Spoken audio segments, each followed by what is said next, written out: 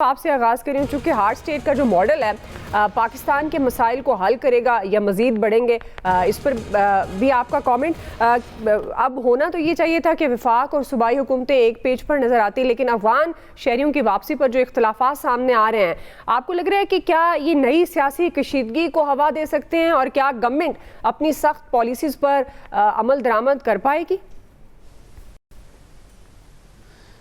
देखें, ये hard state का कॉन्सेप्ट जो बुनियादी तौर पे दहशतगर्दों के खिलाफ आर्मी चीफ ने जो दिया था, और फिर वहीं पे ये हुआ था कि नेशनल एक्शन प्लान 2 बनाया जाए। वैसे तो ये 3 बनेगा, क्योंकि जो नवाज शरीफ वाली बना था फिर 2021 में उसको रिव्यू किया गया था। तो अभी आदम नज़ीर तारड़ की सरबराही में एक मीटिंग अभी ख़त्म हुई है, हमारे वकास रिपोर्टर ने खबर भी दी है इसकी, कि उसमें सारे वज़राए कानून को भी साथ लिया गया है और कि किस किस्म का नेशनल एक्शन प्लान बनना चाहिए कि तमाम सूबे भी ऑन बोर्ड हों, इस पे काम करें। उसमें अफ़गान माजरीन भी हैं, दहशतगर्दी भी है, कि भाई किस तरह के नए कवानीन बनाए जाएं। अब हार्ड स्टेट का मतलब ये है कि जाहिर है कि जो नरमी स्टेट कहीं पॉलिसी में रखती है, अदालतों के पास रास्ता होता है, तो क्या कोई आप एमरजेंसी लगाएंगे, एमरजेंसी प्लस करेंगे, क्या करेंगे कि जिसमें हाई कोर्ट्स के इख्तियारात चले जाएंगे कि वो खामखा हर चीज़ में वो इंटरवीन ना करें। और जो पाकिस्तान के अंदर दहशतगर्दी का इशू बड़ा बढ़ रहा है, उससे टैकल करने के लिए रूटीन की अदालती हुक्म इम्तनाई ना हो। जैसे अभी थोड़ी देर पहले खबर आ गई कि जी वो 1 रुपया बिजली का कम करना है, तो हाई कोर्ट ने उसके ऊपर स्टे कर दिया। अब यहाँ पे आप चाहे वो रफ़ाए आमा का काम हो या कुछ भी हो, तो आप कुछ भी करने से पहले सोचें 10 दफ़ा। तो अच्छी बात है कि गवर्नमेंट अगर इस दफ़ा ये कर रही है कि जी सूबों को भी ऑन बोर्ड ले लिया। अली अमीन गंडापुर ने ज़रूर कहा कि लेकिन क्या अली अमीन गंडापुर वफाक अगर वापस भेजता है, अभी तो 3-4 दिन है, राब्ते भी हो रहे हैं, लोग भी मिल रहे हैं। आज आपको पता है मोहसिन नकवी भी मंदिर आम पे आ गए हैं और उनसे कायम मकाम अमरीकी सफ़ीर भी मिली हैं अपने दफ्तर में इस्लामाबाद में। 2 दिन से तो वो पिंडी में ही थे। तो यहाँ पे अब राब्ते भी शुरू होंगे इसके लिए। तो ये नहीं मुमकिन कि सूबा फिर अपने वसाइल से उन महाजरीन को पाल सकता है जिनको वफाक सपोर्ट करता है। ये नहीं हो सकता कि वो कहेंगे कि जी अब हम अपने खर्चे से अपने लोगों को छोड़ के और इनके ऊपर पैसे लगाएंगे।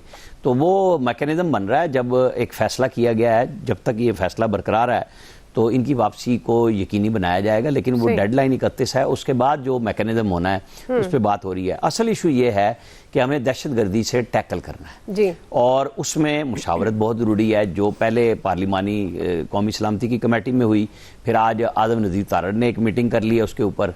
उसके बाद आप आगे चलते हैं नहीं चलते हैं। जैसे मसाइल बन रहे हैं ना कि PTI नहीं आई थी, अभी आज PTI के लोग नहीं मिल सके, इमरान खान से उनको नहीं मिलने दिया गया और वो बड़ी सख्त प्रेस कॉन्फ्रेंसें की हैं अला महाराजा नासिर अब्बास और बाकी लोगों ने कि जी देखें हमें 3 रुकनी हाई कोर्ट के बेंच ने कहा और कि आप जाके मिल सकते हैं, और ये उनके उस ऑर्डर के ऊपर एक तमाचा है। हम उनके पास जाएंगे कि अब आप बताएं कि ये ऑर्डर आपका क्या करें हम इसका।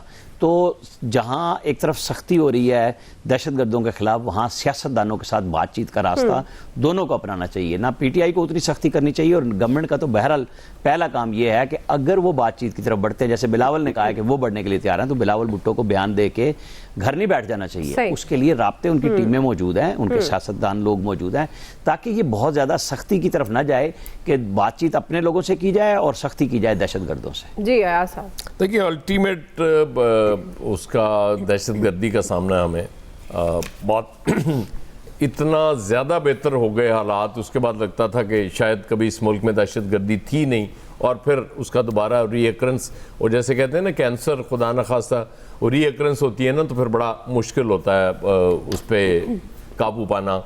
तो वो तो खैर रियासतों के लिए ज़ाहिर ये चीज़ें चलती रहती हैं। दहशतगर्दी पे आपने काबू पा लिया, फिर हो गया।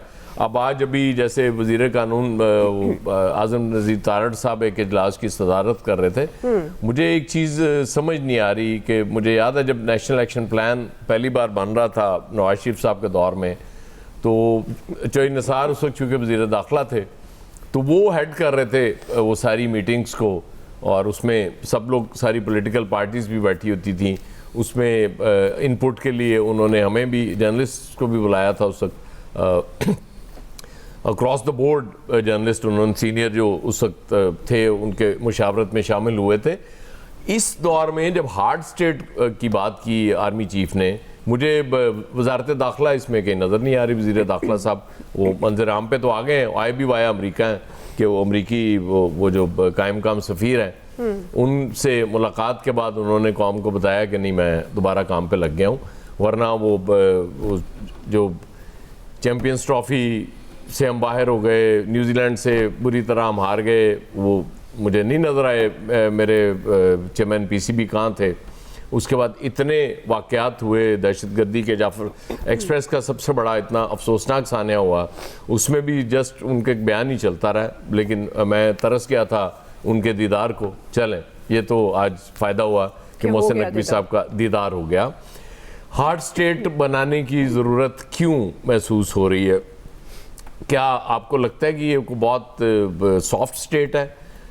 मतलब दहशतगर्दों के हवाले से हम पहले भी बड़े हार्ड रहे हैं, लेकिन फिर सॉफ्ट क्यों? मतलब आप हार्ड का लफ्ज़ दोबारा हम यूज़ शायद इसलिए कर रहे हैं कि कोई बीच में सॉफ्ट हो गया था, कि किसी ने वो कोई सॉफ्टनेस दिखा दी थी।